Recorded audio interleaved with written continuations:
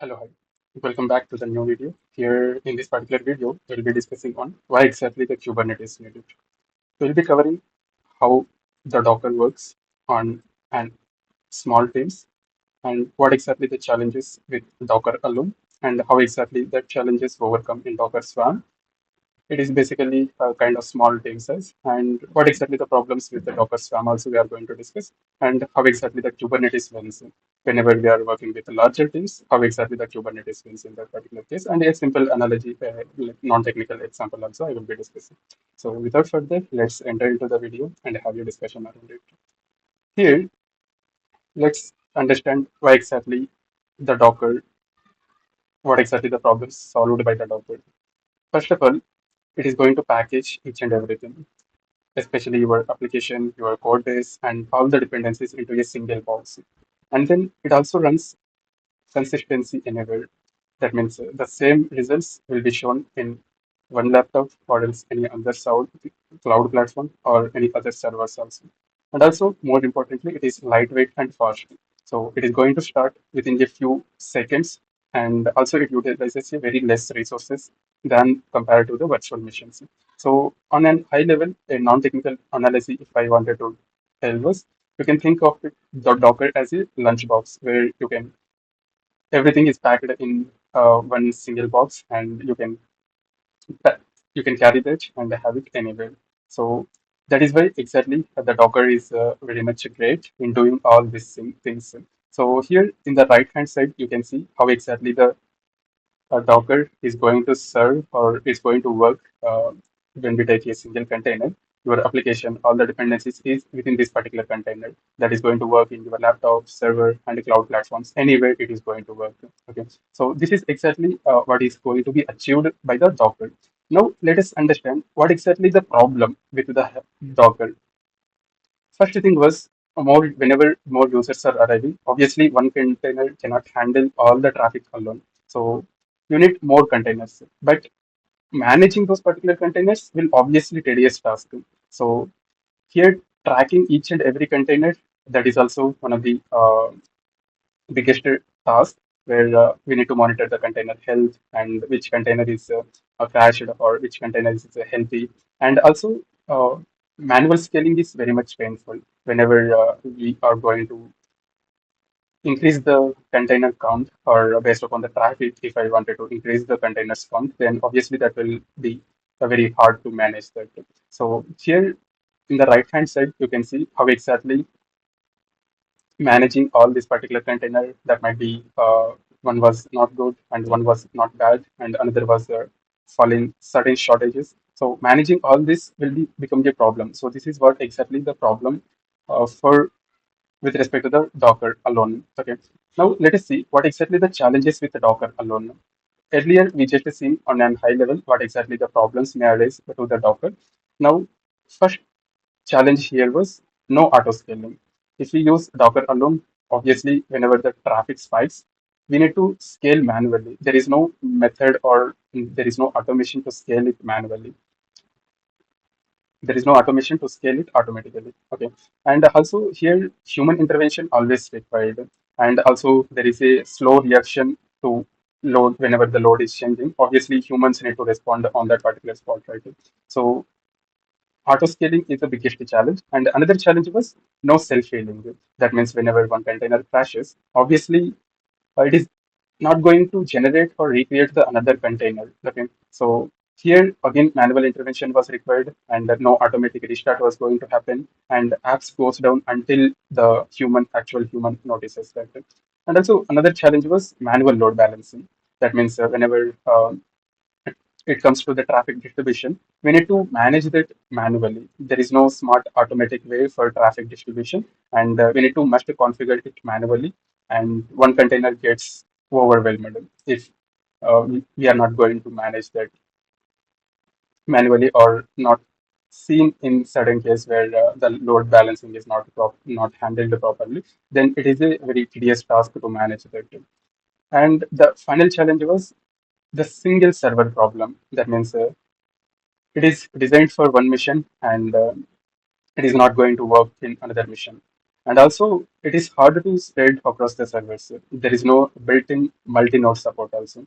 Here, whenever the Docker, I mean, obviously the Docker is great, but whenever we want to manage that at scale, then that is where the problem is going to arise. Now, let us see what exactly the first solution that bring by the Docker, that is Docker Swarm. Docker Swarm is one of the solution. It is a commercial solution developed by the Docker, and here what it does was it is capable of clustering. That means it is going to link multiple Docker pods into a one pool. And also it is capable of basic auto scaling. That means it can run more replicas of your same container. And also it is a simple setup. That means we can easily configure it. And if a person with good knowledge on Docker, then obviously he or she can work with Docker Swarm also. And also there is a load balancing built-in feature also. That means it is going to distribute the traffic across the containers. So here it is like kind of a first solution attempt, which was done by the Docker, and obviously it is not going to fulfill all our requirements. But whenever we are working with smaller teams or individual teams, in that case, it is going to work. Okay, so here it is going to looks like this, where the Docker Swarm cluster is there. There is a manager and there is a node. In that node, there is a container, actual containers. Okay, so it is a simple built-in solution by the Docker, and as I said, it provides a basic solution for scaling and the basic auto load balancing. And there are certain shortfalls with the Docker Swarm also. Now, let us see what exactly the problems with the Docker Swarm.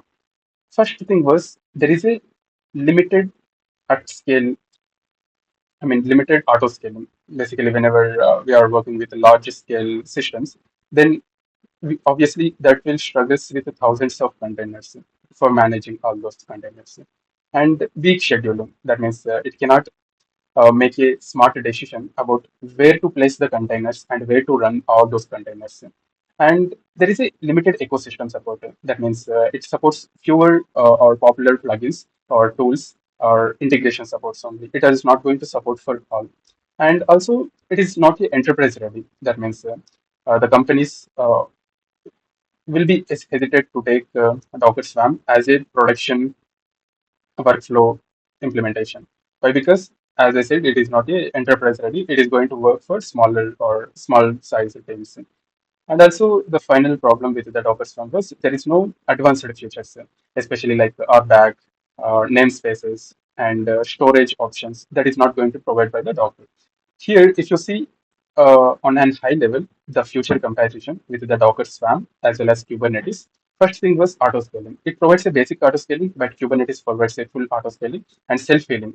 Basically, it is going to provide limited self healing capabilities, and Kubernetes is well done in that particular case. And ecosystem support or integration support. It is having a limited, but Kubernetes have good. And RBAC and namespace in cluster creation, and it is going to be good. In the Docker Swarm, there is no feature of that. And production ready grade, enterprise ready, the Docker Swarm is not, but Kubernetes is. Yes. And scheduling, again, Docker Swarm is a shortfall in that particular scheduling category. Now, let us see why exactly Kubernetes wins in this particular containers management or orchestration as a orchestration platform. First thing was auto scaling. That means it is going to detect the traffic and adds or else removes the containers automatically.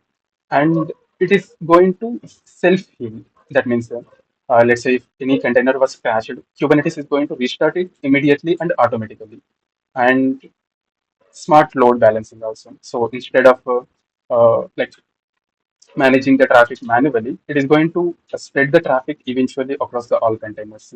And there is another key advantage was multi-node ready. That means it is going to run across the hundreds of servers with simple configurations, and there is no struggle in that particular configuration.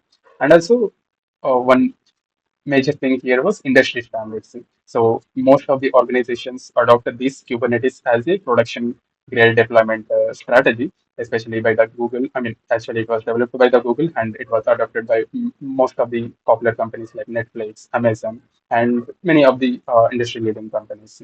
So here is how exactly the cluster looks like. Okay, on a high level, there is a control plane. It is like a brain of the Kubernetes, and then there is a worker node, basically node. In that there is a containers. Okay, there is a multiple components within this particular Kubernetes cluster. So we will be seeing that each and every in detail in the upcoming videos. And on a high level, it is how the orchestrated the Kubernetes cluster looks like. Okay, so here each and everything is going to be managed automatically by the Kubernetes itself. And here is a simple understanding analysis how exactly the Docker works, how exactly the Docker Swarm and Kubernetes. So whenever, let's say, if a individual worker, then the Docker alone is good for them. Okay, so it is going to run on their own, and there is no team collaboration is required. In that particular case, they can adopt or go with the Docker only. And let's say if it is a of a small size team, in that case, they can adopt the Docker Swarm, where it is going to work together, but there is no smart manager to guide them. Okay, so that is where exactly the Kubernetes solves the problem, where it is having a smart manager where it is going to know who exactly works where, and it is going to automatically fix the problems and also automatically scales whenever it requires. Okay, on demand we can say. Okay, so it is the industry standards, and yeah, this is why exactly the Kubernetes become the industry standard for as a container orchestration platform. And in the upcoming video, we will be seeing what exactly is the Kubernetes and how exactly that Kubernetes works.